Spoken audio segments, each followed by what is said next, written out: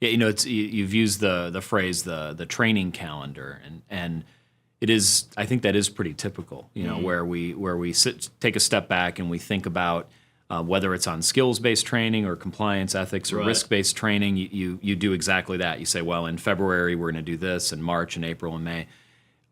Is that still the kind of the typical approach when you look across sort of all your clients and compare or contrast that with the strategy of using, or at least pegging some training off of change in status, whether it be new hire or promotion?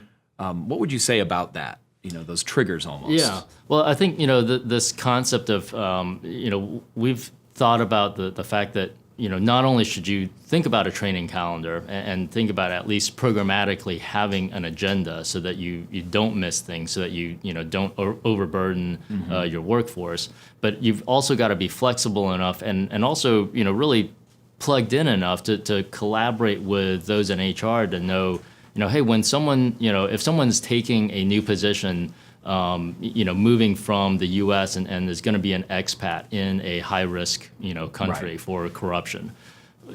Just because your corruption training doesn't come up for another 6 months, Right. On your compliance training calendar, doesn't mean that, they need that training today. They're moving there today. You need to get them that today or before they move, not, waiting 6 months later, because by that point, they've either been influenced by whatever local processes might be in place that aren't things that you want happening, or they just may be operating sort of unaware of what those boundaries look like. And so there has to be flexibility to understanding that when there are these sort of career moments, as CEB likes to call them, that there's a way to sort of bring those together and think about not just a training calendar, which is a great basis to jump off of, but then how do you build sort of the flexibility to address changes as they come along. And it may be changes within sort of personal moves, but it also may be changes in the business environment. Right. You may acquire a company overseas for the first time, or Right. you may get into a new market that you've never been in.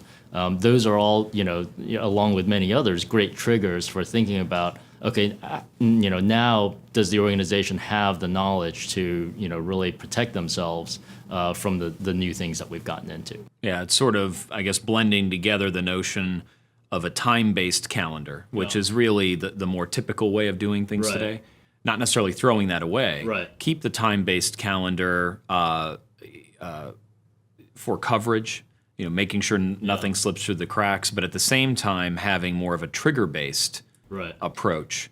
It almost strikes me that, look, the moment you get promoted into certain jobs, it's fairly typical. For example, if you go from a staff job to a manager job, you need to learn how to use the project management tool, Right. the time and attendance tool. Right. There's all these technologies you need to learn because you're in a position of supervision, or the fact that, hey, you're going to have to start evaluating people. Right. There's these things that we do in that moment, and it seems as though everywhere in the organization where those moments exist, think about what, if any, risk and compliance education and communication should also be triggered as part of it. Yeah. Might be a way of thinking about it. Yeah.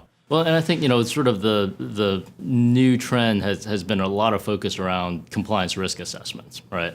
And how those, can drive, your training strategy, your education strategy, and really your strategy around your compliance program.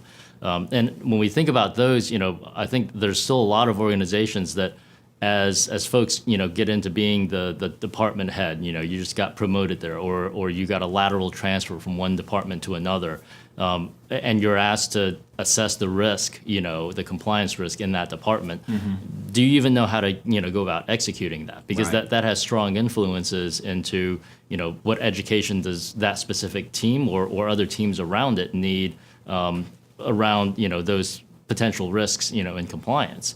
And if you don't do it properly, you may actually have a gap, within your education strategy of protecting, that part of the organization. So I think it is very important that, a lot of the training, when we think about skills training and compliance training, that we do think about those things in these moments of change, within our personnel and really start thinking about, really that talent management portion of growing that employee from all aspects. Right.